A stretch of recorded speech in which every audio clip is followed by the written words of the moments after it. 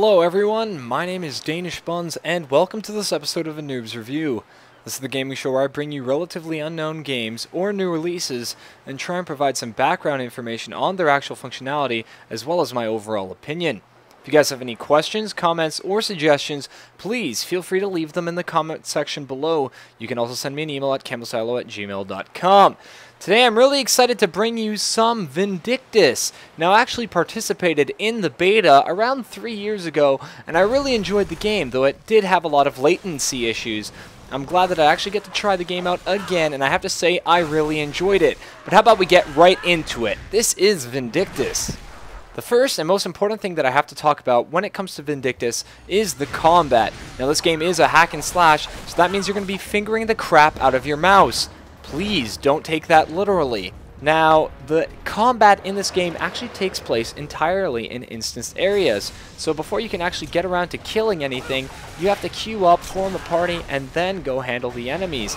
It's actually very similar to the system that Guild Wars had set up. Now, each of these instances would actually have a bunch of obstacles which your character would have to overcome before fighting the ultimate bad guy or boss. Now, unfortunately, I didn't manage to fight any of these bosses up to about level 7, but I am very aware from my beta experience that as you level up, the bosses become larger and more vigorous. Now, to defeat these bosses, you have to take advantage of more than just your click buttons on your mouse. You actually have to use your keyboard, taking advantage of your secondary weapon, which can be a throwable weapon, as well as dodge and sprint to get out of the way of the enemy.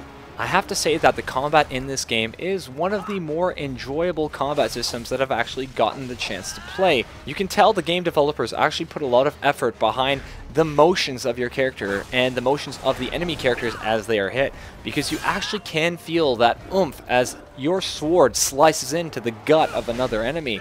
Now, another thing that I have to mention when it comes to combat is the fact that you can actually pick up objects off the ground and use them, and you can actually interact with your environment to change the way you travel through it. You're going to see instances of me knocking down gigantic drawbridges, as well as pushing concrete pillars down a gigantic slope to knock through doorways.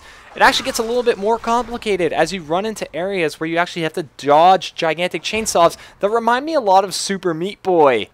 Now, one final thing that I have to mention when it comes to combat is the fact that you don't have to use a mouse. You can actually take advantage of the WASD keys on your keyboard as well as the arrow keys, or use a controller to control your character. Now, the next thing I want to talk about are the characters in the game. You actually have a selection of 4 characters as of right now, with one of them not available. Now, the characters you can select from are Eevee, which is a magician taking advantage of a staff and dealing, of course, elemental damage. Lan, who is a dual sword wielding character. That's the character that I used in my game, which allows for a lot of visceral, enjoyable combat. You can also select Fiona, who is a sword and shield user.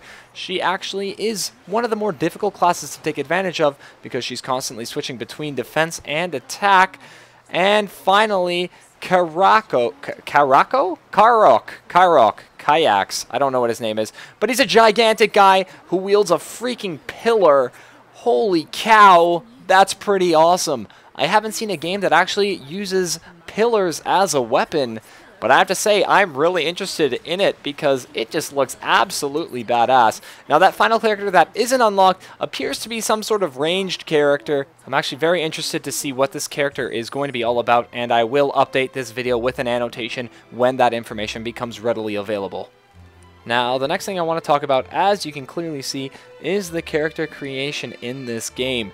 Now, the character creation is pretty limited for free-to-play players. If you guys really want to get access to all the different hairstyles, all the different colors, you do have to drop a little bit of cash into the game, but I actually don't mind that too much because aesthetics you should be able to drop some money on for, especially when it comes to free-to-play games. Also, I want you guys to pause and take a moment to look at my character right now. He's supposed to be frowning, but that is actually the most devilish grin I've ever seen. The next thing that I need to mention is the way skills work in this game. You actually gain ability points as you level and as you complete gigantic missions, and you can throw these ability points into a gigantic table which contains a bunch of different skills and abilities. Now, these skills and abilities are not just combat abilities. You can actually build something called a campfire, which you can use to gain health as well as repair your armor. Now, I have to say, I like the way this ability system is set up. You can pump points into whatever you wish, of course, assuming that you're at the level to unlock those skills. And as you pump points into those systems, you will actually upgrade those to certain levels according to an alphabetical system starting at F and moving upwards.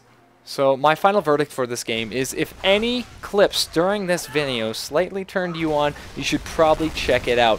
The combat is incredibly enjoyable, and there's nothing more satisfying than killing a gigantic Coca-Cola polar bear while he screams at you in anguish. Unfortunately, I never got the chance to experience PvP, so I can't tell you anything about that. But what I can say is, if you guys ever wanted to have the experience of being a meat grinder, you should probably download and try this game. Alright, my name is Danish Buns. Thank you guys for watching this episode of A Noob's Review. If you guys have any questions, comments, or suggestions, please feel free to leave them in the comment section below. You can also send me an email at camelsilo@gmail.com. Thank you guys for watching, and I will see you next time.